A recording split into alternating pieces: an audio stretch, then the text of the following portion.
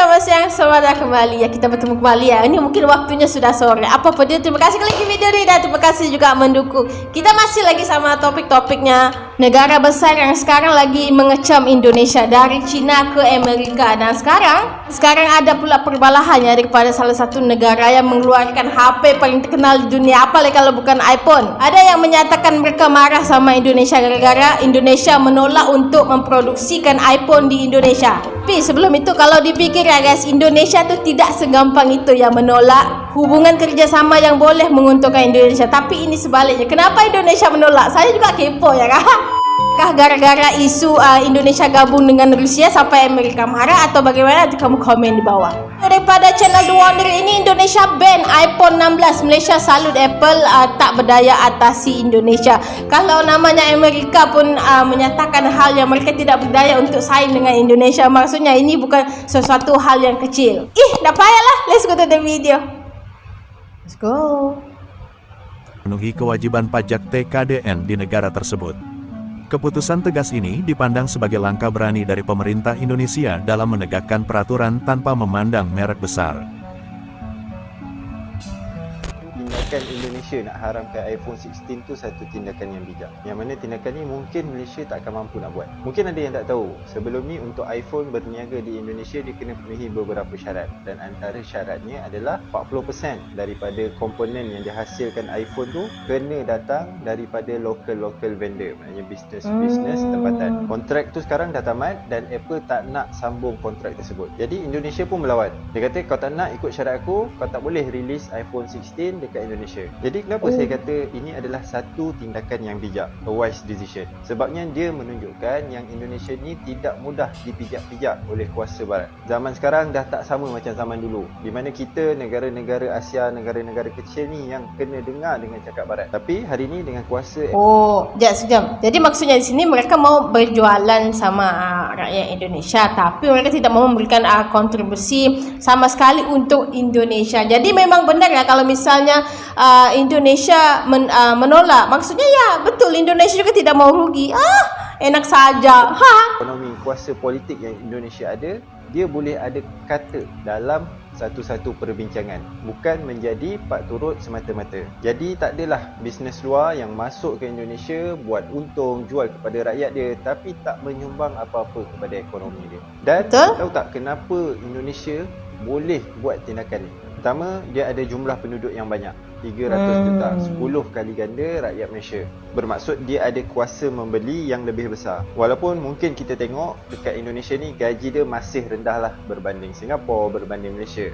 Tapi ke depan lambat laun dia akan naik juga. Dan mengikut World Bank punya analisa, menjelang 2050 nanti Indonesia akan menjadi ekonomi keempat terbesar di dunia. Dan yang kedua, Indonesia ada pemimpin yang kuat dan berani. Bukan Apple je yang kena. Sebelum ni TikTok Shop pun kena ban. And then bila China masuk ke perairan dia, dia bukanlah mendengar saja, dia melawan. Dia menunjukkan yang dia tidak membenarkan sewenang-wenangnya China masuk ke perairan dia. Tapi sebenarnya bukanlah Indonesia ni nak bergocoh sangat dengan kuasa-kuasa luar ni. Dia just nak situasi yang menang-menang. Seperti mana TikTok Shop sebelum ni, mula-mula diharamkan, tapi bila dia dah ikut syarat-syarat yang Indonesia tetapkan, dia bawa ke meja perundingan. Akhirnya hari ni orang boleh je membeli melalui TikTok di Indonesia. Is the iPhone 16 banned in Apa orang Indonesia? bilang? Kalau dia mau menjual di Indonesia harus ada public sama transfer teknologi lah. Itu baru sebetulnya ya guys. Nama juga Amerika maunya untung ya.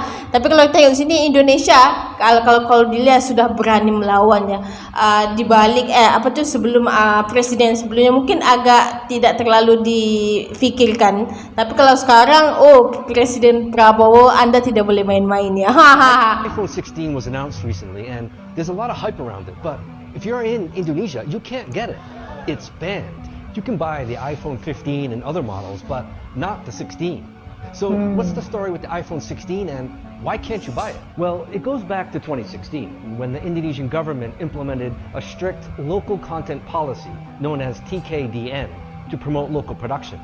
Any tech sold in Indonesia needs at least 35% domestic components, including iPhones. And right now, the iPhone 16 doesn't meet that requirement. So why did other models like the iPhone 15 get a pass? Apple could sell its phones before because they invested millions in local tech initiatives like the Apple Developer Academy. And this investment allowed Apple to qualify under a different TKDN scheme. But in 2024, they're short around $15 million in investment. Without it, there's no TKDN certification and no iPhone 16 sales. Now, let's zoom out. Indonesia's been pushing this local content policy to attract investment and boost its manufacturing sector. The idea? Get global brands to make or buy parts here, which would create jobs. Tapi guys, menurutku Amerika sangat-sangat rugi ya. Mana kita tahu Indonesia nih pemakai iPhone tuh hampir 80% sampai 90%. Kalau dia misalkan begini dengan dia punya cadangan, aku rasa dia akan mengalami kerugian yang sangat-sangat besar. Apalagi kalau namanya iPhone yang paling banyak guna itu adalah Asia. Dan kalau dia misalkan masih lanjutkan dengan bantah sebegini, aku ya mungkin negara-negara lain juga akan ikut ya. The local economy. But the policy often has mixed results. While it does draw in investment in specific sectors, it can also push up production costs. And for high-tech products, meeting these domestic requirements without a strong existing manufacturing base is tough. Ada iPhone 16 yang beroperasi dan bisa operasi di Indonesia, artinya dia, boleh saya sampaikan, ilegal. 3 tempat yang bisa melakukan ini kita, Bea Cukai, sama Kominfo, nggak salah saya. Kalau Kominfo yang saya tahu itu untuk menservis akses para diplomat, kita pasang untuk pendidikan diplomat. Nah yang dua ini, jadi teman-teman media, kalau ada iPhone 16 yang beroperasi dan bisa operasi di Indonesia, artinya dia, boleh saya sampaikan, ilegal. Laporkan kepada kami. Karena kami belum mengeluarkan izin. Ya, mengeluarkan izin. Nah, yang tadi disampaikan bahwa mereka masih harus merealisasikan komitmen yang mereka sudah. Tapi guys, saya sangat suka ya sama ketegasan daripada pemerintahan Indonesia. Mana kita tengok sih baru beberapa hari saja, tapi sudah banyak langkah-langkah positif, langkah-langkah yang nyata yang dilakukan sama Presiden Prabowo yang membuatkan satu negaranya bersetuju. Ini tidak semua presiden yang baru naik terus semuanya setuju ya. Tapi kalau Presiden Prabowo melakukan banyak-banyak hal yang positif dan sekarang hampir 90% rakyatnya menyetujui apa yang dia lakukan daripada sebelumnya sampailah permasalahan sekarang ini. Terkait dengan iPhone 16 series dan kami tambahkan lagi yakni produk dari Google Pixel, sepanjang produk tersebut belum memiliki sertifikat TKDN maka tidak boleh diperjualbelikan di Indonesia. Mereka boleh masuk lewat mekanisme barang bawaan penumpang dan barang kiriman. Satu penumpang maksimal 2 dalam 1 tahun. Satu orang penumpang itu kalau berkali-kali dalam setahun itu bawa alat elektronik itu tidak boleh. Yang kedua, tidak boleh diperjualbelikan di Indonesia. Nah, kenapa kami mendorong ada kebijakan TKDN dan aturan seperti itu? Itu supaya ada keadilan bagi semua investor yang melakukan investasi di Indonesia. Terkait dengan iPhone 16 series dan produk Apple yang lain sudah melakukan monitoring pada marketplace dan toko offline. Kami menemukan diduga sudah memperjualbelikan iPhone 16. Terkait dengan toko offline, kami meminta Kementerian Perdagangan untuk menindaknya dan juga kami mempersilahkan penegak hukum untuk